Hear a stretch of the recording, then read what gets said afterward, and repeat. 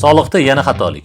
Iyun-iyul oylarida avtokameralli formulasidagi xatolik sababli tadbirkorlarda juda katta e'tirozlarga sabab bo'lgan bo'lsa, avgust oyida o'zingizlar bilasizlar 6 trillionga yaqin pul texnik xatolik sababli yechib olinib, so'ng qaytarib berildi. Va bu bilan tadbirkorlarni hayron qoldirishdi. Sentyabr oyi ham o'tgan oylardan qolishmayman deb avtokameral yana xatolar chiqishni boshladi.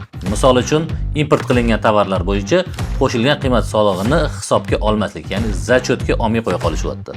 Juda ko'plab tadbirkorimizga bu bo'yicha talabnomalar, xabarnomalar kelyapti va ko'pchilik qo'rqib ketib, yana qo'shimcha hujjatlar bilan asoslashga harakat qilishyapti. Sizlarga ham agar shunaqa xabarnoma kelgan bo'lsa, qo'rqib ketmanglar. Bu navbatdagi texnik xato menimcha. Va bu holatda siz aynan o'sha o'zingiz import qilingan tovaringizni hisobga olinmayotgan qismi bo'yicha soliq organiga xat yozib yuborsangiz, menimcha kifoya qiladi. Ya'ni sizning programmangiz meni haqiqatda import qilgan tovarlarim uchun to'langan qo'shilgan qiymat solig'imni hisobga olmayapti deb yozsanglar, menimcha kifoya qiladi, agar xatoni tan olishsa.